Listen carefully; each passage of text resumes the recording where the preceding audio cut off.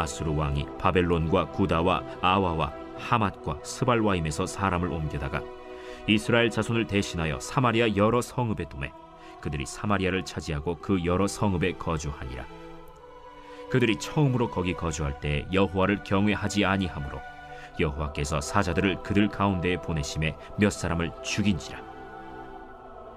그러므로 어떤 사람이 아수르 왕에게 말하여 이르되, 왕께서 사마리아 여러 성읍에 옮겨 거주하게 하신 민족들이 그 땅 신의 법을 알지 못하므로 그들의 신이 사자들을 그들 가운데에 보내매 그들을 죽여 싸우니 이는 그들이 그 땅 신의 법을 알지 못함이니이다. 아수르 왕이 명령하여 이르되, 너희는 그곳에서 사로잡아온 제사장 한 사람을 그곳으로 데려가되 그가 그곳에 가서 거주하며 그 땅 신의 법을 무리에게 가르치게 하라. 이에 사마리아에서 사로잡혀간 제사장 중 한 사람이 와서 베델에 살며 백성에게 어떻게 여호와 경외할지를 가르쳤더라. 그러나 각 민족이 각기 자기의 신상들을 만들어 사마리아 사람이 지은 여러 산당들에 두되 각 민족이 자기들이 거주한 성읍에서 그렇게 하여 바벨론 사람들은 숫꽃 분옷을 만들었고 굿 사람들은 네르가를 만들었고 하맛 사람들은 아시마를 만들었고 아와 사람들은 닙하스와 다르닥을 만들었고 스발와임 사람들은 그 자녀를 불살라 그들의 신 아드람멜렉과 아남멜렉에게 드렸으며 그들이 또 여호와를 경외하여 자기 중에서 사람을 산당의 제사장으로 택하여 그 산당들에서 자기를 위하여 제사를 드리게 하니라.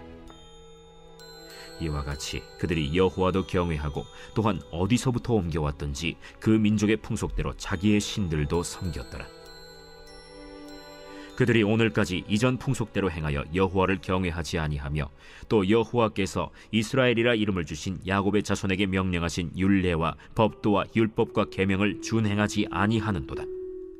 옛적에 여호와께서 야곱의 자손에게 언약을 세우시고 그들에게 명령하여 이르시되, 너희는 다른 신을 경외하지 말며 그를 경배하지 말며 그를 섬기지 말며 그에게 제사하지 말고 오직 큰 능력과 편팔로 너희를 애굽에서 인도하여 내신 여호와만 경외하여 그를 예배하며 그에게 제사를 드릴 것이며 또 여호와가 너희를 위하여 기록한 율례와 법도와 율법과 계명을 지켜 영원히 행하고 다른 신들을 경외하지 말며 또 내가 너희와 세운 언약을 잊지 말며 다른 신들을 경외하지 말고 오직 너희 하나님 여호와만을 경외하라. 그가 너희를 모든 원수의 손에서 건져내리라 하셨으나 그러나 그들이 듣지 아니하고 오히려 이전 풍속대로 행하였느니라. 이 여러 민족이 여호와를 경외하고 또 그 아로 새긴 우상을 섬기니 그들의 자자손손이 그들의 조상들이 행하던 대로 그들도 오늘까지 행하니라.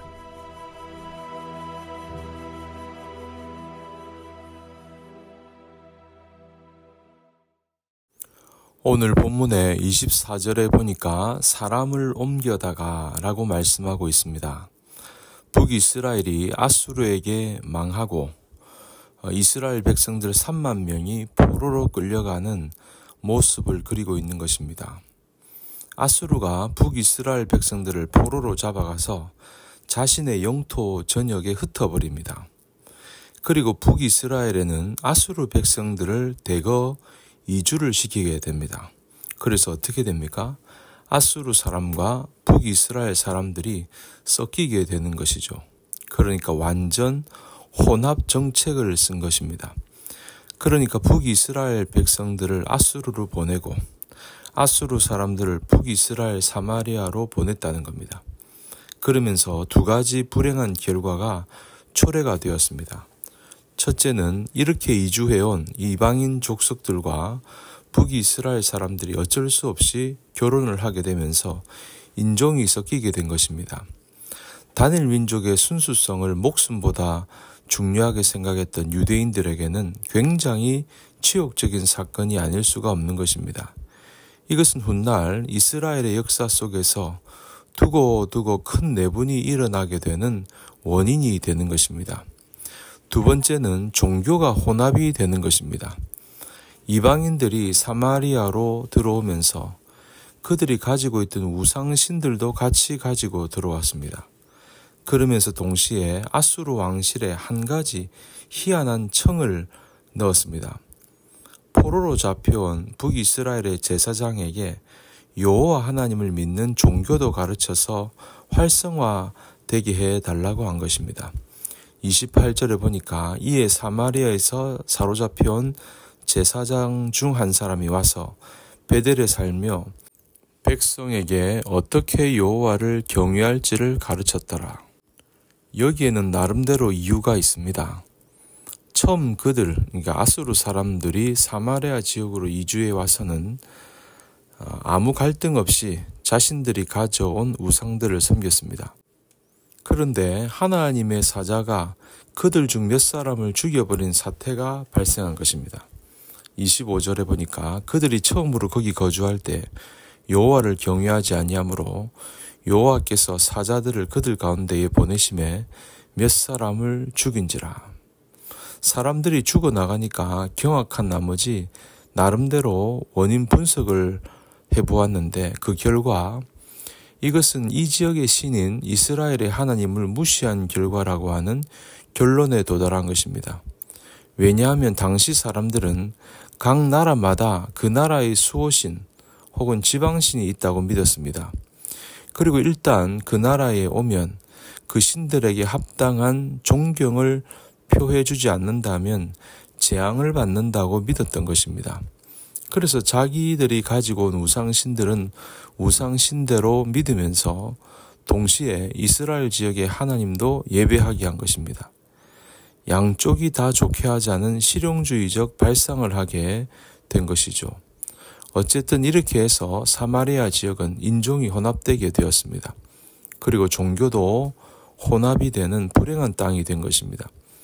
30절부터 34절까지를 보면 그 내용을 담고 있죠. 이방 사람은 자기들의 신을 섬기고 또 이스라엘 진영에서는 하나님을 섬기도록 했는데 그 하나님은 여러 신들 중에 한 신으로 취급당하게 된 것입니다.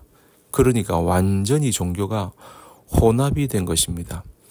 나라도 혼합이 되고 종교도 혼합이 되고 하나님이 분명히 39절에 뭐라고 했습니까? 오직 너희 하나님 여호와만을 경외하라.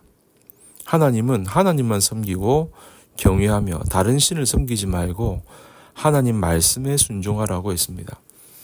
하나님의 백성들에게 요구되는 가장 핵심적인 말씀이죠. 그런데 어떻게 합니까?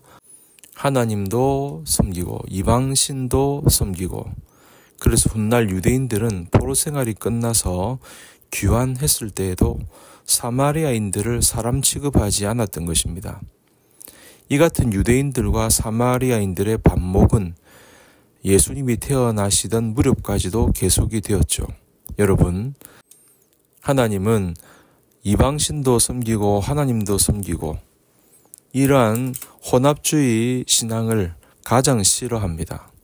하나님의 언약 백성은 오직 하나님만 섬기면서 하나님이 주신 말씀에 순종하며 살아가야 될 줄 믿습니다. 저와 여러분들도 하나님만 섬기며 그 말씀에 순종하며 살아갈 수 있기를 주님의 이름으로 간절히 축원합니다.